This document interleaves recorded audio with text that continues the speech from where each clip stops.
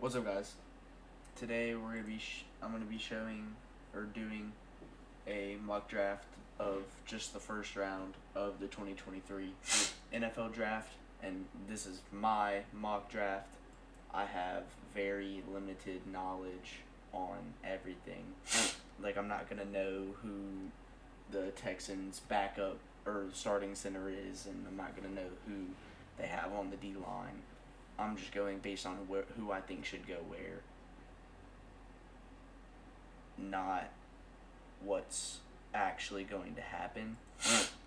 So, first overall pick, Carolina Panthers. It is very hard. Like a month ago, Jalen Carter was going number one. Nobody, I don't see anybody having him go number one anymore. Bryce Young, a little short. He's still one of the greatest, not one of the greatest, but he is a great prospect. And he's one of the best in recent history to come out of Alabama. He did a lot with a very bad team. The 2 years he started at Alabama, he's a great young talent, great pocket awareness, great moving around. I think Panthers go with him number one overall. Second overall pick. Most people, I feel like, because of the Texans, they need literally everything. Quarterback's the best position. You have these three guys, Anthony Richardson, C.J. Stroud, Will Levis, who are all, except for maybe Will Levis, great choices at this pick. The most NFL-ready guy is C.J. Stroud. He's got to be the best quarterback out of these three. Anthony Richardson has crazy potential, crazy upside. Will Levis, pro-ready, played pro system in college at Kentucky. But he's the most, C.J. Stroud is the most NFL-ready guy, and I have the Texans taking him number two. The Cardinals have a quarterback. There's not too many of their other needs besides edge and Will Anderson, who has been the best player in college football for 2 years in a row. And that's really hard to do.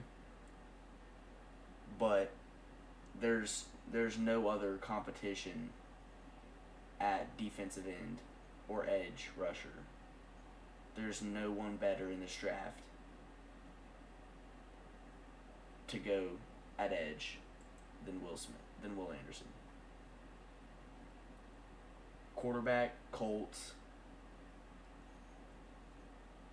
Obviously, their number one need. They don't have. I mean, they've been going back and forth with Matt Ryan, Carson Wentz, Phillip Rivers. They haven't had a steady quarterback, and they're probably looking to get one with one of these two guys. Anthony Richardson, both played in the SEC. Anthony Richardson, Florida was supposed to be really good this year. Kentucky was supposed to be really good this year. Will Levis, a lot of picks. I don't think he's as ready. And I don't think he has as good of arm talent as Anthony Richardson. So I see the Colts picking up Anthony Richardson. D-line, guard, center. Jalen Carter was number one a couple weeks ago. And all the racing stuff happened. But he is still one of the top players in this draft, no matter what way you look at it. Jalen Carter to Seattle. Now, Lions. I mean, there's Devin Witherspoon, Christian Gonzalez. You can't ever go wrong with more corners. You just got to choose the right ones, and it's most of the times it's a coin toss. Christian Gonzalez, crazy combine. Devon Witherspoon had a good combine too. Christian Gonzalez outperformed him in most, if not all, categories. Christian Gonzalez going here. Need a quarterback. They're gonna. I mean, there's no way they don't take a quarterback here, and there's zero quarterbacks other than Hendon Hooker, who I think is criminally underrated, especially in the draft. But Will Levis, everybody's looking at him as crazy, good talent, pro ready. They've been hyping him up all year. Will Levis is going in the top 10. That's 4 quarterbacks in the top 10. Falcons, what don't they need at this point? Best player available, and out of these top however many guys, best player available, I'm going Quentin Johnson. Bears also need a wide receiver, tight end too, O-line, DB. All of these guys, I mean,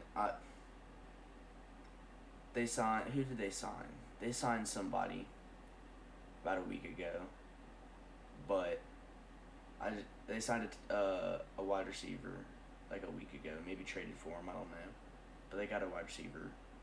Devon Witherspoon goes around here, around 9, 10, 11. Wide receiver. Philly needs some wide. They don't need wide receivers, but you can't go wrong with Jackson Smith and Jigba. Lions. Titans. Their defense has been very, very subpar. That's what stopped them from being in my opinion, Super Bowl team, is their ability to play defense. And Tyree Wilson I think fits perfectly going right here at 11 and going to the Titans. Now, Texans already got CJ Stroud earlier. Other positions they need to fill. Defensive line. I think they pick up Kalijah Cansey out of Pittsburgh. Jets, again, another situation. What don't they need? Offensive tackle, best player available at this point in the draft, Peter Skronsky.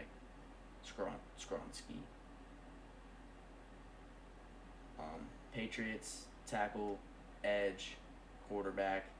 There's no quarterbacks worth taking in the first round besides maybe Hendon Hooker, and that's a late first round ad, not top half pick. But I'm going Luke Van Ness to go to New England, because New England's got their quarterback. They probably need some receivers, some weapons, but I don't see that happening. There's not a whole lot of players that Green Bay needs off this board. Dalton Kincaid had a great season. It says they need a tight end. I don't know who their tight end's been since Jimmy Graham's left. Their tight end's been iffy. But Dalton Kincaid looking to be a staple for them. There's not a whole lot here for Washington to take at this 16 spot.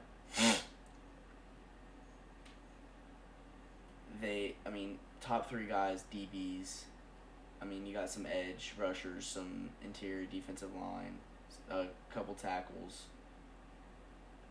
Nobody sticks out in the positions they need. Just gonna go best player available, and in my opinion, that is Brian Branch. Steelers, tackle, best player available at this point, Paris Johnson. For the rank aspect, criminally underrated. I could see him going anywhere from 20 to 10. Anywhere in that area, I can see him going. Paris Johnson to the Steelers at 17. Lions, again, like we were talking about earlier, not a whole lot. I mean, interior line, linebacker, cornerback. So what it says they need.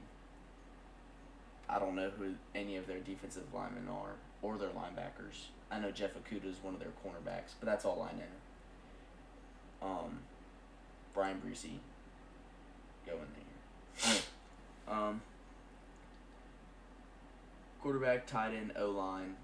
O-line's what we're looking at here. Antonio Harrison or Broderick Jones. Both players, either one. For this pick, it's 1A, 1B. These are Broderick Jones. He's really good, really solid at Georgia. And that's why I think they take him over Anton Harrison. The Seahawks, is that their third pick? I don't even know. No, it's their second, right? Yeah, it's their second. Do they have 3? No. Second first round pick for the Seahawks. D-line doesn't get a whole lot better than Myles Murphy or Nolan Smith, like Anton Harrison and Broderick Jones, 1A, 1B. I'm going to go Nolan Smith because, in my opinion, he's a far better player than Myles Murphy.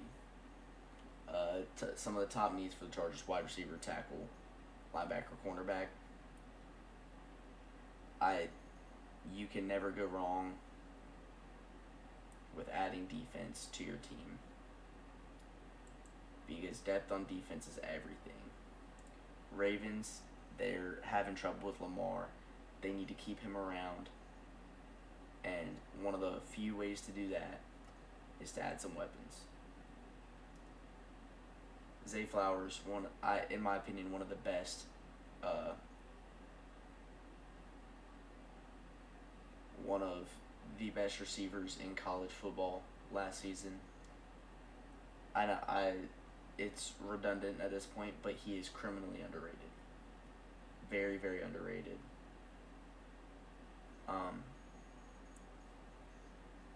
Vikings, they don't really, they do need a lot, but they don't need a lot. Cornerback, Deonte Banks, I'm pretty sure I could be getting him confused with somebody else, but I'm pretty sure he had a good combine. I could see him jumping up draft boards, going a little bit higher than this, but Deonte Banks. Guard, center, DB is what it says I need. There's nothing here. In my opinion, there's not, like I said, there's not a whole lot here, but you can't really go wrong. There's some who are just absolute busts, but you can't really go wrong with offensive line because most, like the defense, their depth is everything. Anton Harrison to the Jags. Giants need. Is this really their first pick? I haven't seen the Giants as far back in the draft in 16 years, 17 years? Best player on the draft, best player on the board right now besides Bijan Robinson, Jordan Addison. They need weapons real bad. Jordan Addison. Defensive interior, the wide receiver, Josh Downs. So good. So good at North Carolina. I don't understand how he couldn't go higher than this. Or how he couldn't go in the first. I don't see how he couldn't go in the first round. Josh Downs. Right there. Bills, there's not a whole lot they can upgrade. Like I said, O-line's never a bad thing to draft. I don't see any. There's not really more defensive backs that I'm interested in and that I see going in the first round. There's not any linebackers. There's no guards. Like these guys, there's no way they go. There's no way they go first round. In my opinion, it would be a reach. But O-line is O-line. Most of these players are very versatile and can move around.